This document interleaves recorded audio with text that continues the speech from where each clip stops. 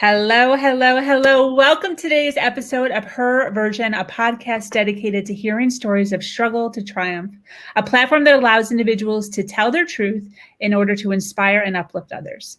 I am your host, Sabrina Victoria. If you are new to this podcast, make sure you follow, like, and subscribe and share. Today's podcast is dedicated to a woman who is to women who are living lonely married lives, who are trying their best to manage a household with an absent husband. Today, I am talking to Torie. Torie has endured a narcissistic relationship, failed marriage counseling, a divorce, PTSD, and lupus. Torie is here today to remind all those women out there who are living in a loveless marriage, who feel like their life is meaningless, that there is hope. Don't stop, keep going. Welcome, welcome, welcome. Thank you. How are you? Good. That was quite the intro. I feel good. Well, thank you for joining us. Seriously, it's women like you who are opening up their lives to us that are making platforms like this possible. So I so appreciate you taking the time today to sit down with us and share a little bit of what you have going on in order to inspire some of those women out there who are enduring things that are similar. Yeah, definitely. I'm very glad a platform like this exists. Awesome. Thank you. How was your weekend, by the way? Did you do anything exciting? Yeah, it was fantastic. My 3-year-old got to see fireworks for the first time. So he was really excited. For the first time? Mm-hmm. Yeah. Was he scared or was he super excited? No, he was excited. My kid is not afraid of anything. I'm convinced. But yeah, he was really excited. Oh, I love that. How old is he? I know he's little. He's 3. He's 3. Oh, what a good age. Yeah. That's a fun age. Yeah, he's great.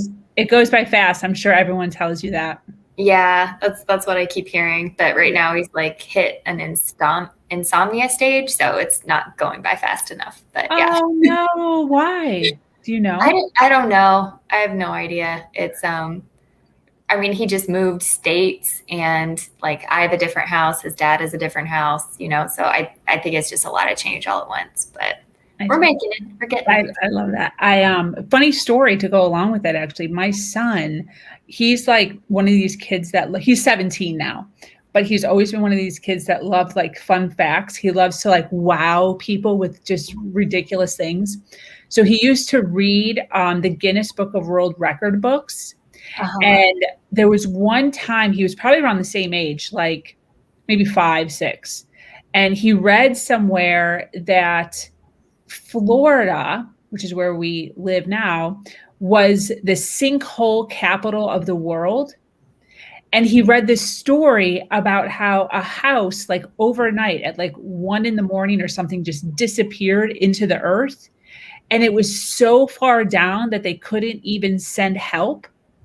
So for like 2 or 3 months, same thing. My poor kid couldn't sleep because he was so afraid that in the middle of the night, he was just going to fall through the floor. That's terrible. So terrible.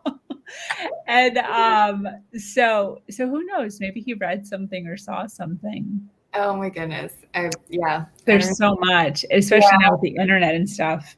Yeah. It's crazy. So anyways, I want to dig in a little bit about you, a little bit about your past. I would like to start with your marriage, since that's kind of where this whole thing kind of starts. Right. So when were you married, and did you know you were marrying an abusive person? I don't think anybody knows that they're marrying an abusive person. Just personally, I mean, I don't know every story out there, but definitely, I definitely didn't know. Hindsight is 20/20, and I can see red flags all day long, but I was really excited to get married. I got married when I was 25. I met him when I was 20, and we had lived together since I was 21. So we were together for 6 years, and then we were married for 3. So a total of 8-year relationship. And no, I did not know I was married to this person. That's a tough one. When did you finally kind of start realizing that he was? How many years in? Pretty much See, and that's tricky because the reason why we got married when we did was because I had gotten sick. So I was symptomatic with lupus, and I didn't know I didn't know what it was, because I mean that's a common story with any autoimmune disease, is it takes a while to figure out what it is. And so we had decided to get married this particular year so that I could get on his insurance, so that I could start going to all these specialists and everything, trying to figure out what I had. And honestly, it was one of those things where I had noticed just an apathy towards me before we got married. And I don't know if I expected it to change after we got married, or I just got so sick so fast that I don't really know what happened there, but it was definitely shortly after we got married, I started to realize, like, this is not what I expected it to be. And I am a sensitive woman. And so I expected, like, I just kind of thought it was my fault. I thought that, I wasn't as vibrant as I used to be, which he would remind me of sometimes. And, it was my fault that I was sick and unattractive to him. And so, yeah, that was kind of how I started noticing. And that was probably the year that we got married. But I did become bedridden that year. Later that year, I was hospitalized several times. I think the count that year, well, up until the diagnosis, was 5. In between getting married and then the diagnosis, that was 5 hospitalizations. And then the rest of the year, so 2017, I think it was 3 more hospitalizations after that. So there was a lot of stuff going on. And so it was just kind of like, oh, he handles stress poorly, and, just making excuses all day, every day. Yeah, I totally understand that. So you had lupus, like, when you met, you already had it. You just didn't know about it. Yes, that's correct. I would experience, headaches or rashes or joint pains that other people my age didn't experience. And it wasn't until I actually started becoming isolated from my other friends and family members through this relationship that my symptoms started getting really, really bad. And as my self-esteem went down, so did my health. So it was all just kind of mixed in together. Got it. When did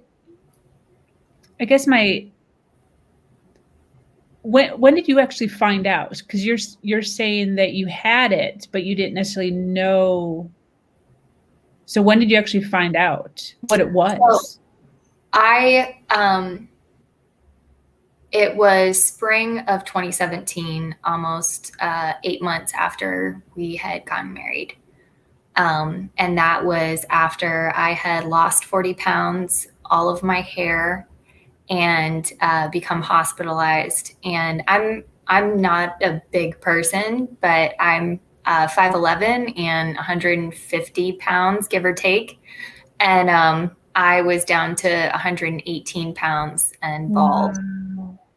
And hospitalized. And that was when they finally just, ran all the tests, and they were like, oh, okay, it's lupus.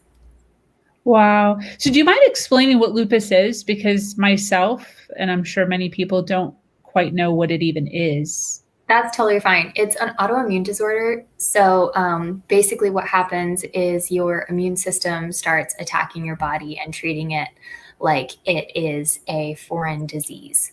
So oftentimes it will affect the skin and hair and joints first, but as it moves into to more of a systemic thing, it'll start affecting your organs as well. So I have had heart disease, lung disease, kidney disease, It got into my brain there for a while, and it was really hard for me to focus. I got really bad brain fog, as well as joints, skin, hair, all that stuff. So basically, one of the ways to cure it is to take anti-organ rejection medication, which I am actually currently on.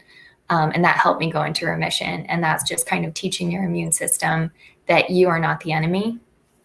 And there's also bone marrow treatment and stuff to like make sure that your immune system isn't fighting yourself so hard. Wow. Is this genetic? How does it come about? There are some genetic components to it. However, it's honestly like a lot of psychiatric disorders where there might be a genetic component, but there's usually a stress factor that kicks it off. So, I'm one of 6 kids. We all might have the genetic propensity for it, but I was the one with just the right environment to kick it off. Wow. So is it run in your family when they said you had it, were you kind of like, oh, my great, great, great grandfather had it, or? Nobody before me had been diagnosed, but my grandmother had lupus-like symptoms, so she may have had it. She would get tired easily, and she had a lot of joint pains, and she would have heart palpitations and stuff like that may have been lupus. She passed away in the early 90s, and they really weren't even sure what lupus was back then. And so it wouldn't surprise me at all if she had it and she just never had the opportunity to get diagnosed. And then how is it that you have hair right now? That was 2017. So that was 4 years ago. This is 4 years of growth. But it's actually kind of funny. I'm just showing everybody. It was actually kind of funny because the summer I got divorced, I lost 50% of my hair trying to get it. And so there's like an underlayer that's like a good 2 inches shorter. And that's like the 50% of my hair that I lost just from stress and stuff. No kidding. Mm-hmm. Wow. So it's definitely I don't want to say a struggle, but a challenge. Definitely a challenge. Yes. It's an added factor you have to kind of take into consideration a lot. And during all of this, obviously this is a hit for a newly married individuals in general. Mm-hmm. Did you guys do some sort of counseling or anything to kind of try to keep the marriage going? Yeah. So during my diagnosis, I had actually been overprescribed steroids. So the person who diagnosed me was just a normal primary care physician, and he did not want to refer me to a rheumatologist. I had had a bad experience with a rheumatologist before where she just kind of threw me on pain pills and shrugged and was like, sorry, I don't know what you have. And so he chose not to refer me. And he prescribed me 100 milligrams of prednisone, which is a dose that they don't usually give people unless they're hospitalized because psychosis is such a high likelihood of a side effect. Wow. So he sent me home, and then he went on vacation. And so I actually experienced psychosis, and it was my husband and I at home, and I started experiencing all of these symptoms. And I actually caught it before anybody else did because I was a psychology undergrad. And so I knew all these abnormal psych things. And so I could feel myself kind of losing it. And so I told him, I remember the night very clearly. I said, I was like, I don't know what's wrong with me, but like, I'm going crazy right now. And I brought up this, the only word I had to go along with it was manic. I'm manic right now. And so I brought up this, just WebMD, what mania is. And I showed it to him and I was like, you have to do something. You have to do something. And so he read it and he just kind of shrugged and he was like, none of that makes sense to me. And I I went to the ER that night, and they gave me some sleeping pills and sent me home. And they were just like, we're just going to decrease the medication a little bit and see if it goes away. And that was the last thing I remember. And I was actually at home just in this state of psychosis for 4 days before I was hospitalized again in a psych ward for another 8 days. And so he did visit me a couple of times, but there were 2 days where he didn't know where I was, and he didn't call around because they had taken me to one hospital, and then I had gotten transferred to another hospital that did have a psychiatric wing. And so I felt, very, very left. I didn't, I remember my third day. So I remember the night before I started losing time and, just like begging him to do something. And then I remember my third day in the psych ward where I was still, coming to, like, trying to figure out which way was up as far as reality. And so after I got home, he didn't want to kiss me. He didn't want to talk to me or look at me or anything. And I was like so excited to be back with him. I was like, oh, I'm finally home. We can like be together again and everything. And he really wanted nothing to do with me. And he actually sent me away to my sister's. And I was sent to my sister's a couple of times just because he didn't want me in the house. And so I just told, I just asked him, like, what do you want here? Like, we can't keep not talking. Like, we have a lot to talk about. Yeah. And so he was just like, well, I just need time and space. And so I signed us up for counseling, and we went to 3 sessions. And then he decided that he really didn't need it anymore. And so I said, it's okay if you quit, you just need to sign up for personal therapy. And he was just like, oh yeah, I'll totally do that. And so a couple weeks went by, and I was like, did you sign up for it yet? And he goes, oh yeah, I'm still meaning to. And so I asked him the following week, and he's like, it's my thing, not your thing. You can't ask me anymore. And so I asked him a few weeks after that again, and he was just like, oh yeah, I'm not doing that.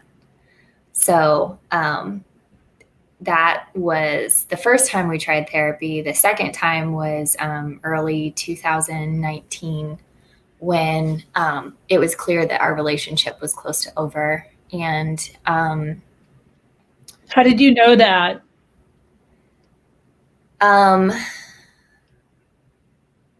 2018. So how chronological do you want this to be? Because I can't just, I'm kind of like skipping around here. Doesn't matter. I'm listening.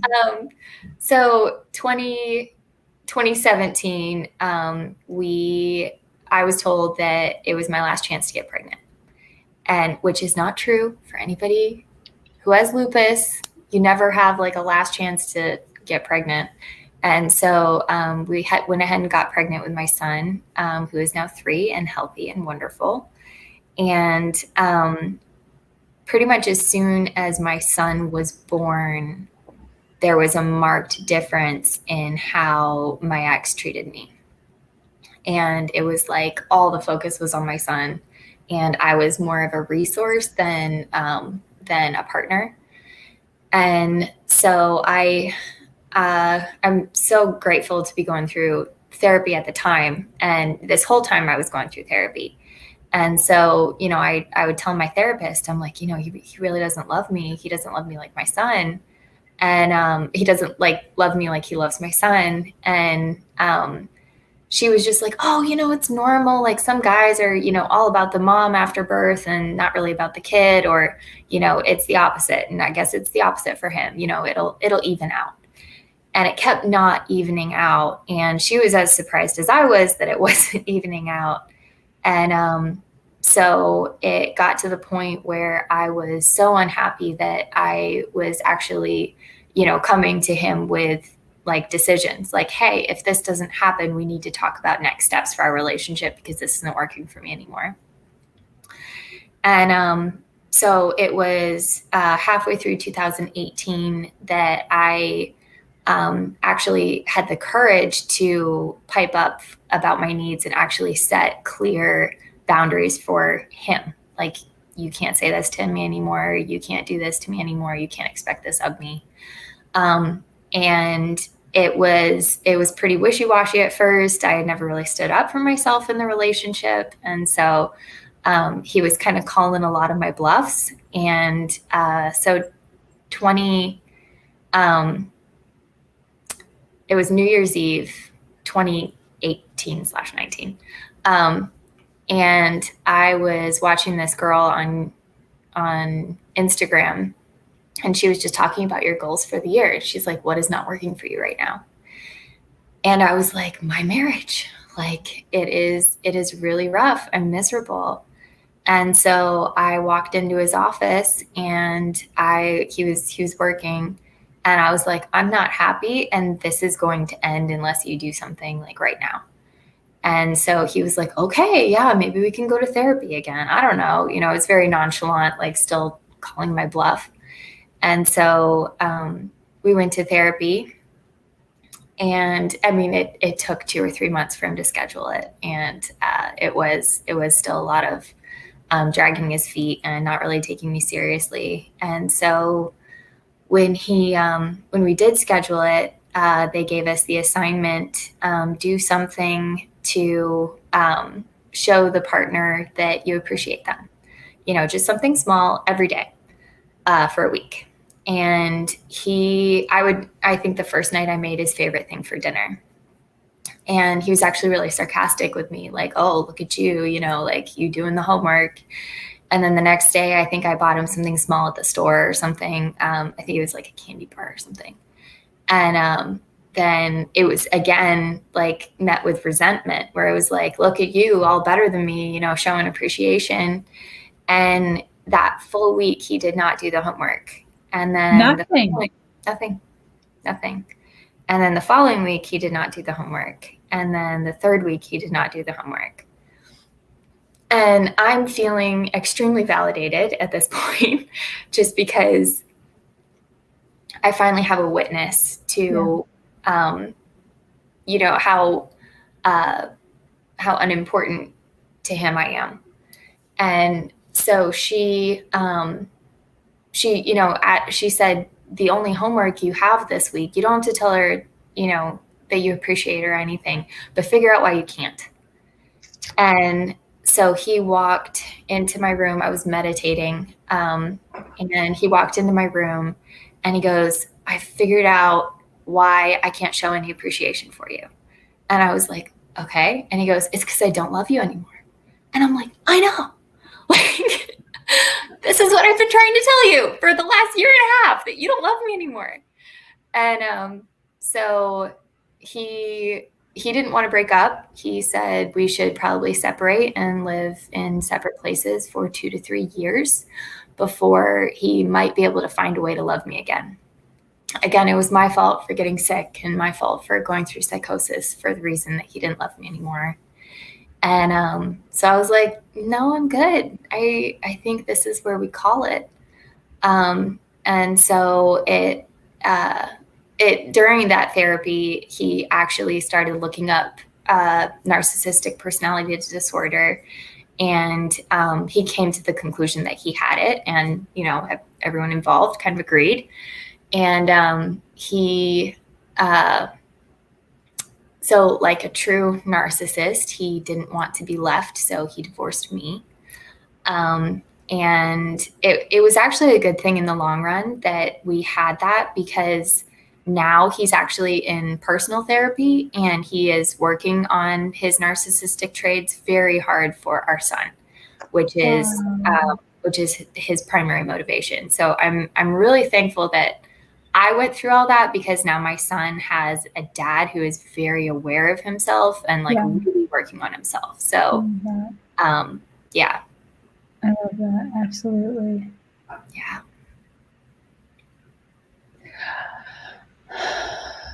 I know. It's a lot. How does that feel?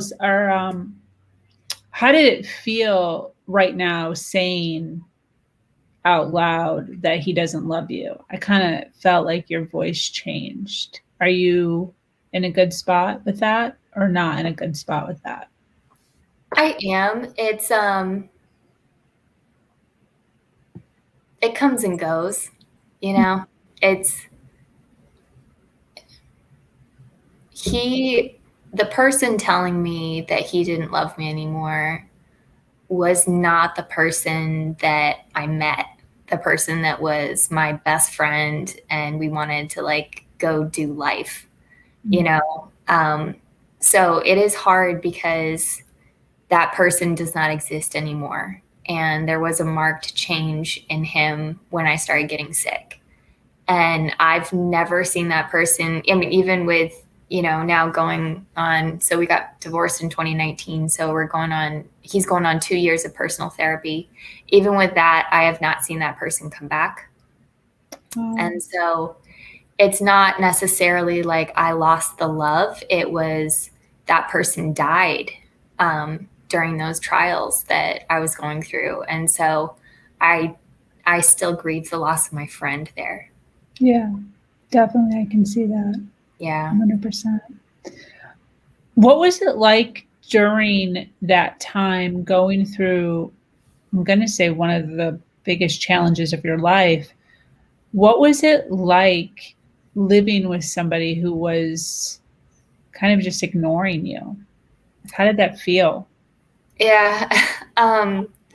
It was really tough. It felt, have you ever had those nightmares where you go to yell and no voice comes out? Yeah. That was what my life felt like. It felt like anything I said or did was falling on deaf ears. And there was this one point where he started a new gig that was work from home. And so we had a screened in porch, and he converted it into an outdoor office. So he spent a few $1,000s on windows to make it like insulated and everything so that he could work out there in the winter. And it was a beautiful area. It was a great idea. And I wanted to buy a couch secondhand that I could sit on because with my lupus, we had a very old couch that you kind of sank into, and my joint pain was too severe and I just couldn't sit in it. And so I could either stand in the kitchen because we didn't have any chairs, or I could lay in the bed in the bedroom, and those were my only two options. And so I said, I would love to hang out in the living room again. So I really want to buy this couch that is secondhand. I was like, give me a budget of like $100, like Craigslist or Goodwill or something. Like I can find a good couch that I can sit on for $100. And he wouldn't let me do it for months. Wow. And I actually had this book in the kitchen, and it was a little black book that had written across the top, proof of conversations. And I would write down, you agree to give Torie a couch for her birthday or for Christmas. Like that was the thing. He always had to wait until there was an event for me to get anything. Mm-hmm. And then he would sign it and I would sign it, and he would look at it and he would be like, I don't know when we wrote that, but like, I don't want to do it. And so it was like, even that was not enough. And I remember telling my therapist, it's like, I felt like I needed a lawyer just to be in a relationship, because it was like, his word didn't mean anything. And it was so hard for me to get any kind of consideration. And it wasn't even just attention. Like I can last a while without attention. I'm a true introvert. So, it's like, I like a good stretch of alone time. That's fine. Mm-hmm. But it was like I was in the house, but I really didn't matter to him. And that was really tough. It was like a fight in the wind, where it was like I would waste all of my energy just trying to be seen. And I never was. Wow. Where did you guys get that idea for proof of conversations? That's kind of super smart. Oh, I came up with it. I was like, this is so ridiculous, because the gaslighting was terrible. Yeah. I never said that to you. You're making that up. You are making that up on the spot to manipulate me right now. And I'm like, we talked about it last Tuesday. But I had it written down in my diary, and he didn't trust that. Yes. And so, like, I was like, all right, well, this is a joint diary that you are going to sign and I'm going to sign, and we're going to date it so that we can come back to this later. And it was honestly just a tool of desperation, because that was a consistent problem I would have, where he would deny saying anything. That's so funny. Yeah. I did something similar with my ex, but that's smart, like to have it all in one spot. I used to I used to call it contracts. So he would say he would do something or not do something or whatever it was, and I'd be like, I want you to write that down, date it, and sign it. But the issue with that is we'd put it in like a place, like a refrigerator or on the bathroom mirror, and then it would just like mysteriously disappear, just like one day. It was just like no, thank God we never did that. But yeah. That's cool. Not that I would ever need that again, but that's interesting to have that. Yeah. I bet that just marriages in general would probably benefit from that. Because I think, not that there's that it's done purposely, but sometimes, just in arguments or whatever, sometimes that's something that happens just in general in relationships. So I wrote that down. Oh, good. That's awesome. Yeah, my boyfriend and I now, that'll happen. I mean, I love our relationship. We have a great relationship, but he'll say that. He'll be like, "You don't remember telling me that?" And I'm like, "I really don't. I'm sorry. I'm sure you're right, but I don't remember. Can you give me more context?" And sometimes it's just gone. Like I really genuinely don't remember. Yeah, totally. That's so funny. And I like how it's like nice, because mine was like, write a contract. This is like loving, like proof of conversations, just like da-da-da. I like that. And that was one thing that I think was the biggest ego hit for me, was how loving I had remained throughout the whole thing. I love that. And it was like he still, it still wasn't enough for him. Yeah, I totally get that 100%. Yeah. So you said that he divorced you, but it was mutual, right? It was. Yeah, it was. And it would go back and forth for a while, where he would be like, "Oh, I don't really want to get out of this." And I read tarot, and I had a deck of tarot cards at one point, and I was like, he had come to me, the divorce papers were signed, ready to go, and he wanted to call it off. And he's like, I just need a few years to be able to love you again, but like I really want to keep this together. And I'm like, I can't sign on for that. And so I had the cards next to me, and I was just like, okay, this is all the stuff that has built up between us over the years. And so each and everything, and I just started like pulling them off one by one. I was like, each and everything we're going to have to discuss and work through and come to some kind of resolution on in order for us to keep this together. And he was like, "Oh, I definitely don't want to do that. No, we should get divorced." I was like, okay, that's what I thought. I'm glad that you had enough, because, early in the conversation, you were saying that you had never really stood up for yourself. So I'm kind of glad that quite a bit of time kind of passed before this actually happened, where you didn't, because there's some women that would have signed on for that and been like, okay, yeah, I'll waste more years waiting for you. And I'm glad that you just kind of put the kibosh on that. Yeah, it honestly was just things that my therapist pointed out to me, where, she was, so obviously previous generation relationships were different than now, and not necessarily worse, but, they didn't know things that we know now. And so watching relationships in my life, parents, aunts, uncles, grandparents, anything like that, men were allowed to check out easier. Yeah. And that was, the women kind of made an excuse for them and excused them. But the man was allowed to not be present, not be engaged, not be active at all in the family life or in the relationship, and just kind of go out and make the money. And that was fine. And it was commonly accepted. And so that I had kind of grown up seeing excuses made for that. And so I was making excuses in my mind for things that he was saying to me.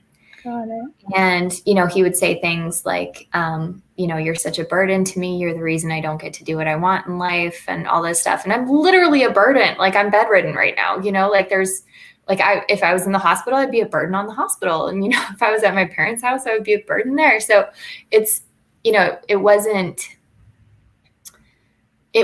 wrong that I wasn't a burden. However, there was no love there to sweeten it, where it was, you are disabled and I'm so honored to take care of you. It was just, you're a burden and you're the reason why my life sucks right now. Yeah. And then, so I would make excuses for that. And I would say, oh, well, he's just so stressed, or, well, he's probably right. And, there were times where I was definitely suicidal with it.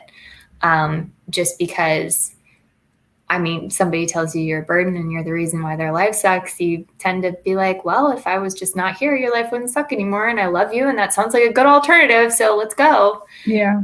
And so my therapist was just very, very gentle with me and kept saying, make sure you listen to the words that he's saying and don't fill in the gaps.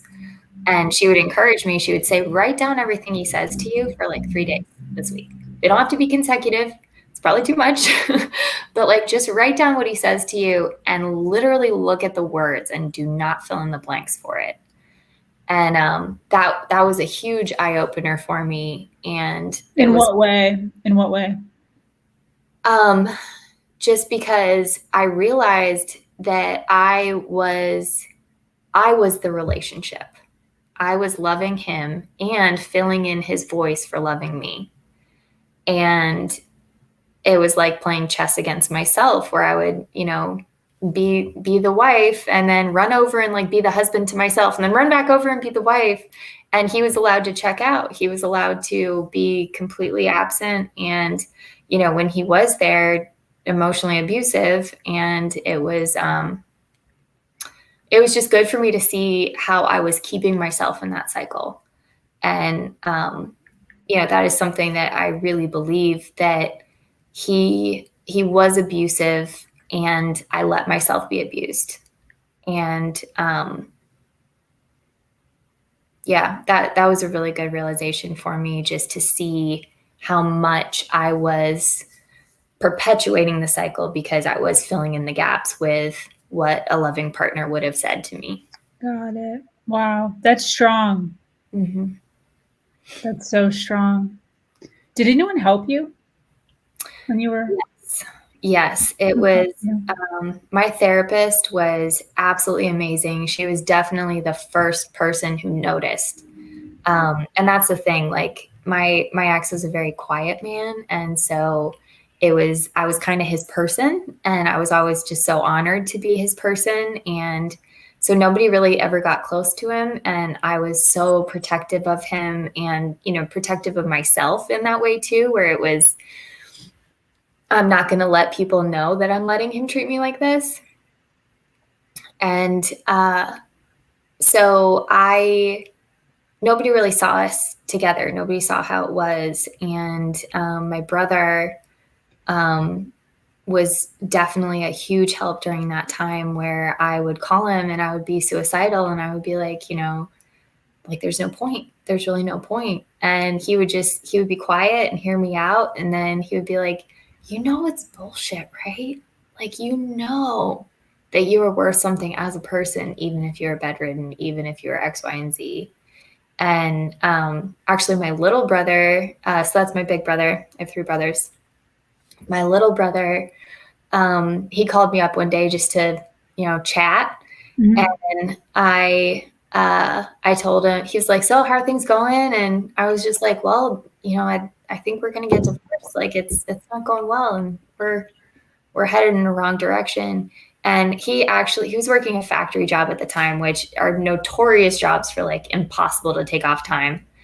And he got the weekend off, and he drove up and he spent the weekend with me and just talked to me the whole time and made sure I knew that he was there. And each and every person like in my family offered, to let me stay there rent free as long as I needed to and everything.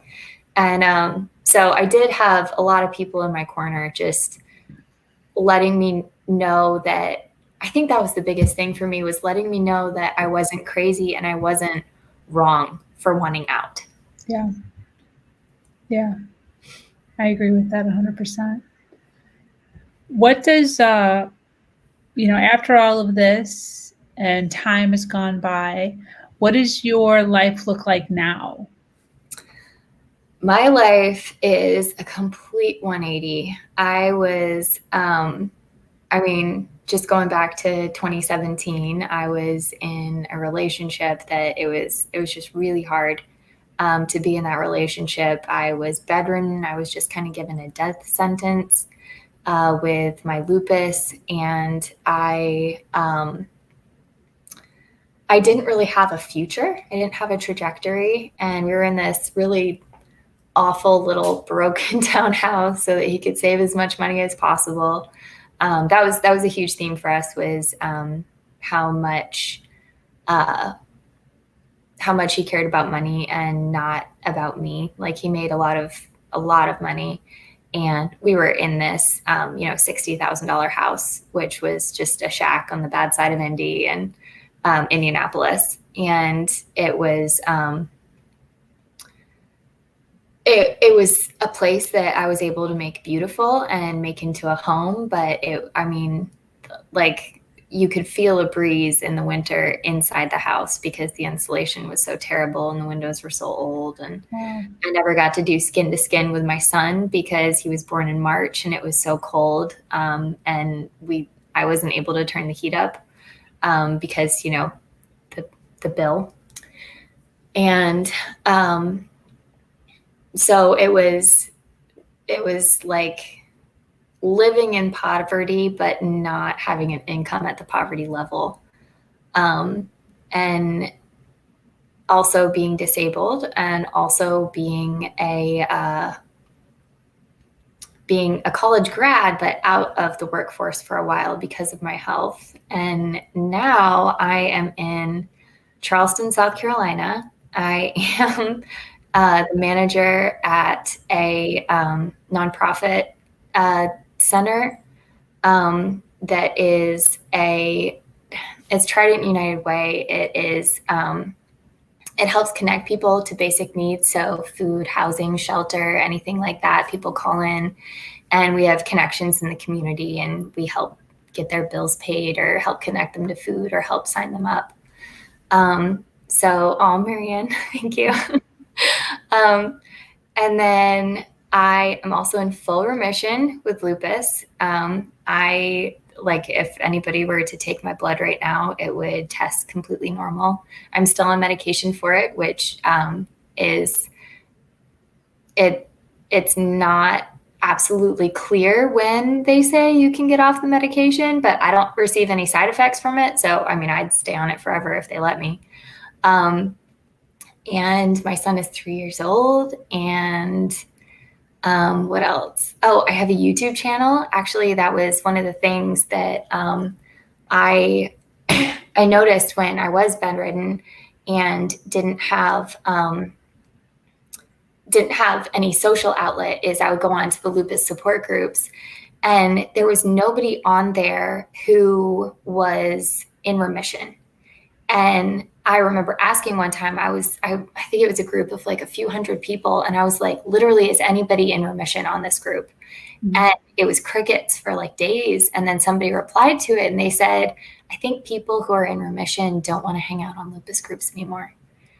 And so I was like, okay, not okay. If I'm ever in remission, I am going to have some kind of social media reaching out to people who are still in the thick of it, letting them know that remission is possible and doable and there for everybody. And so that's what I'm doing with my YouTube channel. I love that. Yeah, it's really Wow. great. It's wonderful because even, things like I talk about my psychosis story on there, and I've had so many people reach out to me either in the comments or on a private message on Instagram where they say, me too, I thought I was the only one. This is such a scary, shameful thing to happen, to lose your mind and then come back. And, you kind of think of people losing their minds as like, drug addicts or people who are, mentally unstable to begin with, but just having a normal person go through a psychotic episode is a really scary thing. And so it's so nice to be able to reach out to people and have them reach back out to me and say that my story really helped them. Yes. So yeah. Yes. And that I also have an Etsy shop if you guys are interested in crystal jewelry. What do you sell jewelry? I do. It's jewelry. I also have hand painted journals, and like wood burned plaques and stuff like that. I love And that. it's really fun because I actually mix like saints and like different energies, like spirit animals and stuff like that with the crystals, and even like your birthstones and stuff like that. Oh, I love that. Yeah, it's kind of a creative outlet I like to do. What about any love stories? Any rekindled love, or are you staying single for a little while? Oh no, I am. I'm pretty hooked right now. So it's actually kind of a crazy story. My boyfriend and I, we do not remember when we met because it was so long ago. We could have been 4, we could have been 2. We're not really sure. Our parents were friends in college. Wow. And so we knew each other all growing up. And from about the time we were 14 to about the time we were 20, we were inseparable, like absolute best friends, terribly in love with each other, but did not want to ruin the friendship. So we didn't say anything. And so then you got married. Sorry. Yeah. Well, I got married and he got married. And so, obviously you can't stay best friends with a person of the opposite gender. And so we just kind of fell off. I mean, over the years, we would talk like here or there, but it was always very cordial and, very just like, hey, yeah, I think when he had a kid, I messaged him and I was like, hey, congratulations. And he was like, thanks. And so just very surface level stuff. And then recently he actually had a similar marriage breakdown with similar themes to it, unfortunately. And not from him. He's not. Yeah, I get it. Yeah. I assume. And so yeah, we reconnected, and now. So who reached out to who? So he reached out to my brother. And he was just like, hey, so Torie is single. Do you think she would ever go for someone like me? And my little brother was just like, sure, dude, I don't care. It's little brother stuff. And so he messaged me, and it was. Did you know he was divorced? Yes, I did. It was, we were actually it was a meme group where we would just send memes to each other, and there's like 5 of us in there, and my little brother was in there too. And so that was all it was, just like memes sent back and forth. And so I went through my marriage breakdown, and we called it the meme support group because we would send memes all the time, but we would always just also put in like, yeah, I'm about to quit my job, or, like this is going on. Everybody'd be like, oh man, I'm sorry. And then they'd send like really sarcastic memes at you. And so it was like a fun little group. And so he had mentioned something in there about going through a separation as well. And so it was, again, like around the same time with around the same themes and everything. And so he messaged me back in September last year, and he was just kind of like, hey, so you remember how we used to be in high school? And I was like, yeah, clearly. I remember that very vividly. He's like, yeah, so I always like had a thing for you. And I was like, duh, I always had a thing for you. It was kind of this like light bulb moment for both of us. Wow. We both friend zoned ourselves so hard that it was like, this is never going to happen for you. And so it's really nice now because he's like, we picked up right where we left off, and he is my absolute best friend. And yeah, it's really great. Wow, that's so cool. Does he have any kids? He does. He has 3. Oh my. Yes. Oh my. 3 little girls. 3 girls? Yes. And I have 1 little boy. Oh my God. I know. Oh, wow. Well, that is so exciting, and I'm so happy for you. Thank you. You're glowing talking about it. Yes, he is definitely my sunshine. That's awesome. That's awesome. Is your ex still, your ex is still in your child's life? You said that, right? Because he's going to therapy. Yes, he is. Awesome. How do you navigate through that? So actually very well. We kind of, so he's on like the typical divorced dad schedule where it's every other weekend. And so what I do so that he can see my son, our son, more frequently is he works West Coast hours, so 11 to 8 at night.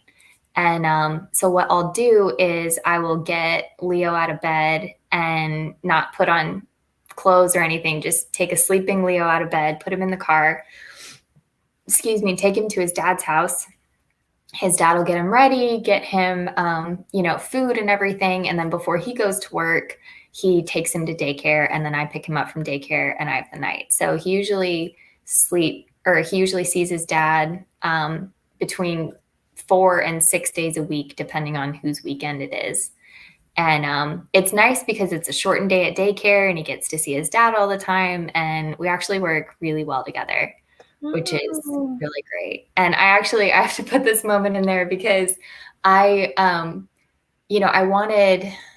wanted so hard to have some kind of relationship where I didn't hate him, because there was so much hurt there from being bedridden and, how I was treated during that time and everything.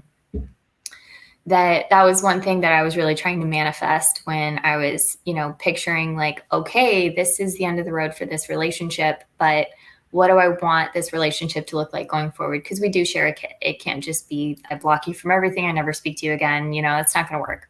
Yeah. And so I was, trying to manifest him being just cool with me, like cool with everything. And so actually a few weeks ago, my boyfriend stayed with me for a couple weeks. And so since we have that really close relationship with the kid, my ex was over quite a few times, where it was my boyfriend and then my ex and my kid and myself all in the same room. Yeah. And I was so nervous. Like, I was like, I don't know how this is going to go. I'm just like so scared. Like, someone's going to say something and it's going to be awkward or, terrible or something. Yeah. And so I was getting my kid's shoes on to go with his dad. And my boyfriend said something. I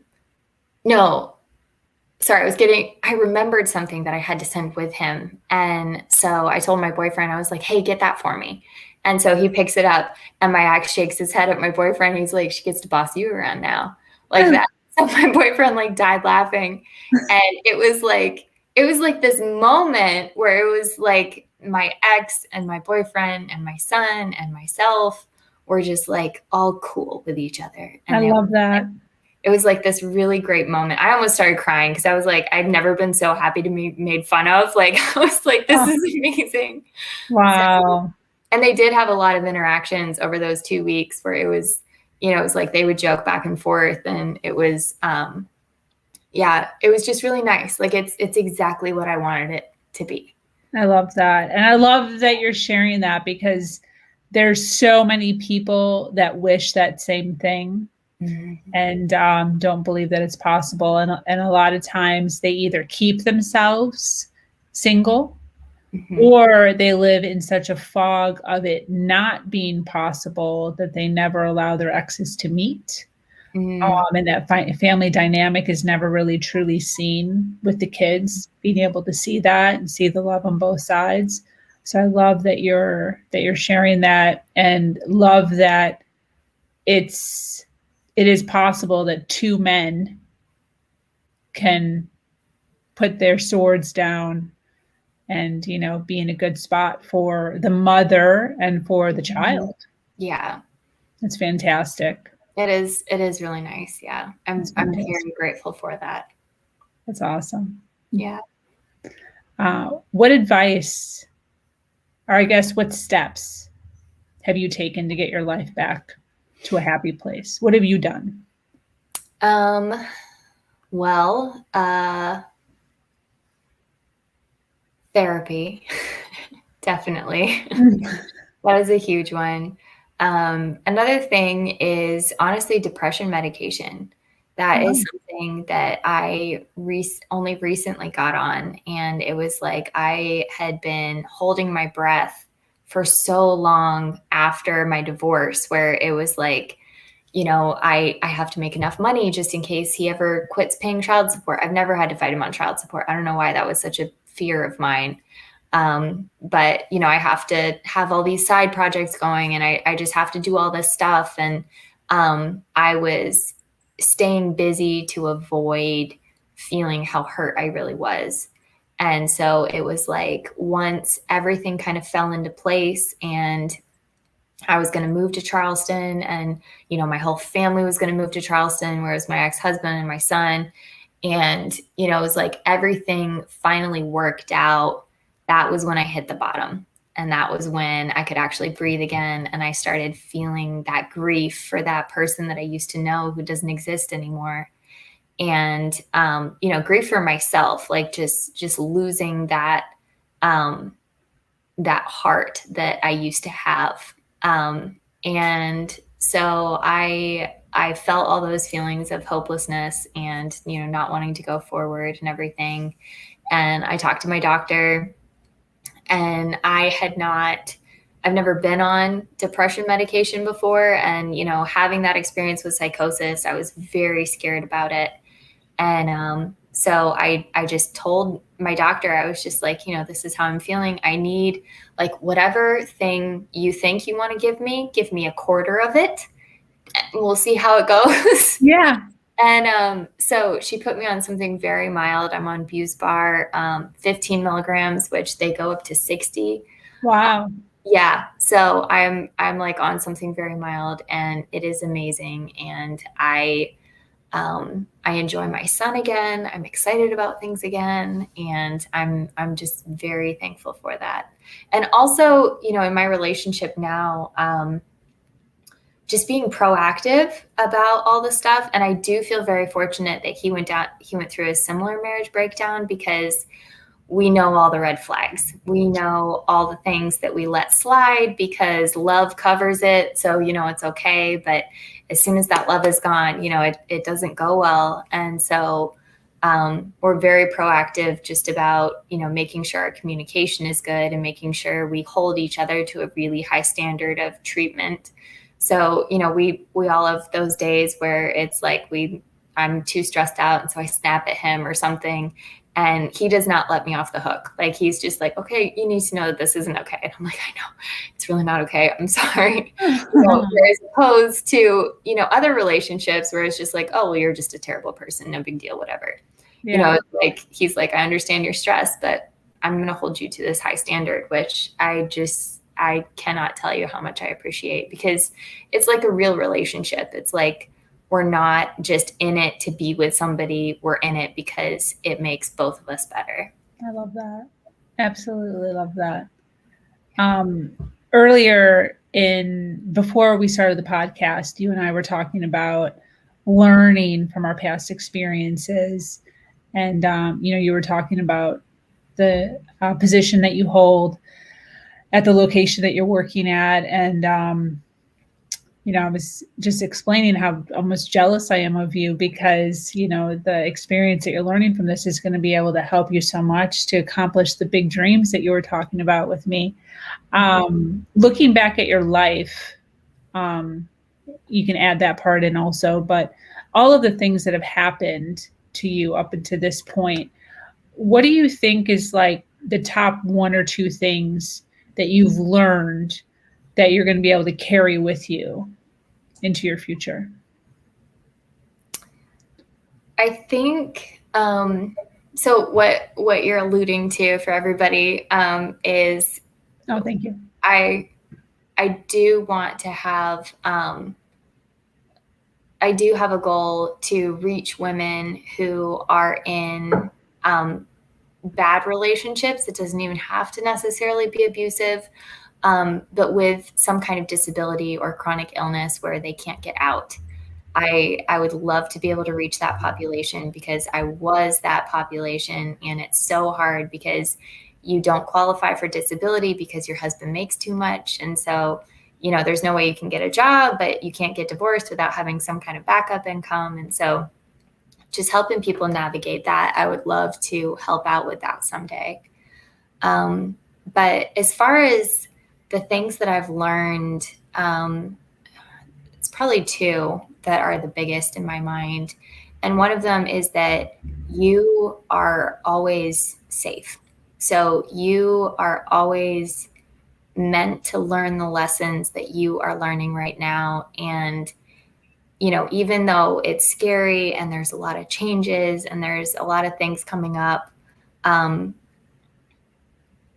you're always going to end up somewhere. Like it's always going to shake out one way or the other. And so it's like not having that fear, but more of that wide-eyed curiosity where it's like, okay, universe, where are you taking me? Where's this going now?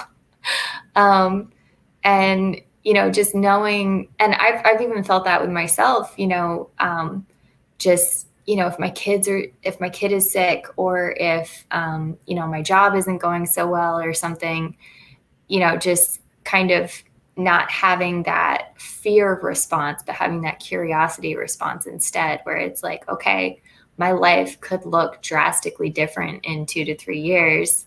Yeah. Where is it going now? Yeah. And then the other one is just your treatment of yourself and your acceptance of treatment of other people is a blueprint and directions for how people will treat you. Absolutely.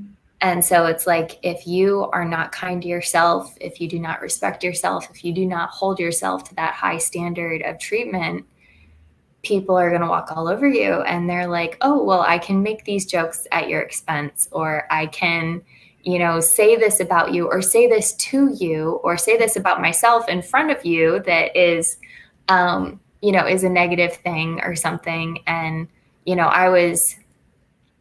I was definitely one of those people in high school and in college where people could walk all over me. And a common thing that I would hear a lot was just, oh, it's just Torie. Like I was just this person that was so easygoing that anybody could treat me any way that they wanted. And it was totally fine because it was just me. And now, you talk to anybody that knows me now, and I'm borderline scary. Like people don't treat me like that anymore. Awesome. Yeah. Absolutely awesome. Did a lot of that knowledge that you have now, as far as your power and your control and your worth, your self-worth, did that come from your therapist? Did that come from reading books, YouTube? Where are you gaining this? A lot of it was definitely my therapist. It was really great. I started, so I grew up, was it Irish Presbyterian? And it was very much, you are born a sinner and there is nothing good about you. And, you better grovel until somebody saves you because you are just totally worthless. And so that none of my family is currently in that same religion anymore, thankfully. But that was kind of what I grew up feeling. And so my therapist was very gentle with me. She knew that that was my background, and it wasn't like, you can do anything, girl power, go girl. It was very like gently letting me see through empathy a lot of the time that I was very worthy as a human being. And then a lot of just studying religions. I've always been fascinated by different religions. And so Buddhism was a really big one for me, and also Taoism, where it's like, you don't have to do anything, and you don't have to say anything like you do in Christianity, where it's like, you got to go through all this stuff, but you do have to be that person. And it was just like, if I am striving every single day to be a good person, that makes me a good person. Like, that's what good people do. And so it wasn't this like, zenith that I finally hit where it's like, oh, good, I'm now a good person. It was like, I'm going to do what a good person does every single day. And that is me being a good person. That is me being the best person I can be. And, it was just kind of a fake it till you make it, where it's like, I might not be worthy. I might not, I honestly have no idea where the cards fall when time ends, and, we all come up and show our hand, but I am going to act like I am worthy every single day. And honestly, a lot of it too was just manifesting, like just trying it out, or I would close my eyes and I would imagine something, and then a while later it would kind of pop up in my life, and I would be like, holy cow, I'm really powerful. I love And so yeah, it was just kind of a lot of little things just coming in and showing me that we are all people, and we are all created absolutely beautiful and powerful and wonderful. And so who am I to say I am not worthy? Like, that's not really my business. So I'm just going to act like I am. Somebody else can have a different opinion. That's okay. I'm going to still act like I am. Absolutely. Absolutely. So awesome. I'd like to ask you questions. I like to confront my guests with advice. So I have a question for you that I'm going to read right off my piece of paper here. Okay. What is your advice for women out there right now that are enduring any sort of abuse from their spouse?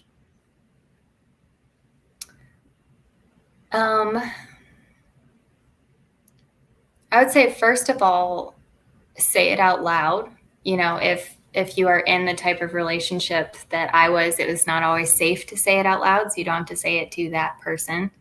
But finding a therapist or a family member or something where you can actually voice that out loud and hear it in the air around you is a really powerful thing.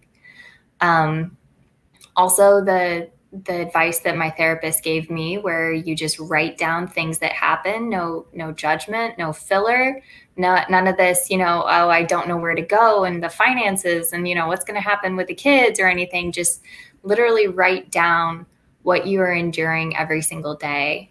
And then also just knowing that when you jump, the net will appear.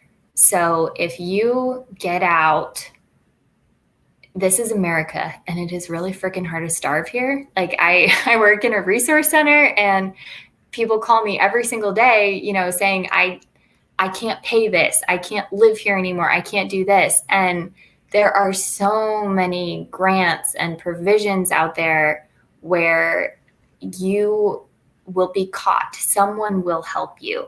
And so just really reaching out and really finding those connections, because that's why I exist at my job, to help people find those connections and those resources that they aren't even sure are out there, and they don't know what they are. So they call me and I tell them what they are. So just like reaching out to, even if it's a hotline or a local, like a local woman's shelter or something, even if it's emotional abuse and you're not even sure if it's abuse yet, like stop Googling it. Just reach out to somebody, tell them what's going on, tell them what you want. And I think that's another thing, is just like not focusing on this is awful, I hate this is awful, I hate this, but more this is what I need, and focusing on what you want it to look like. And then all the pieces are going to fall into place. All the stepping stones are going to be there right when you need them. Yeah, I totally agree with you. And I love that you're saying, even if you don't quite know, because I think a lot of times as humans who are empathetic, we tend to look at the technicality of the definition of what abuse is. Mm-hmm. So we tend to like Google, abuse. And if it doesn't quite fit all of the categories, or if we don't check off every single one, then we tend to minimize it, which is what you were talking about in the beginning of our podcast. And my whole thought process now, living through what I lived through, is if it doesn't feel right, if it just doesn't feel right, then it just isn't right. It just isn't. And, you're living proof that, there is a better way of doing it, and proof that there are individuals out there who will treat you the way you want to be treated. And this whole facade of all the good ones are gone, or, I'm going to be left alone and loveless is false. The moment that I became single was different than the moment you became single. And both of us navigated our way through where we are now. And the place where we are now is 100 times better than where we were before. And just like the way that you said it was perfect, when you jump, the net will appear. And I totally 100% agree with that. And that's another thing, like with kids, this was one thing that my therapist told me that really helped was, I don't want to break up my kid's home. And she asked me point blank, is your kid in a healthy home now?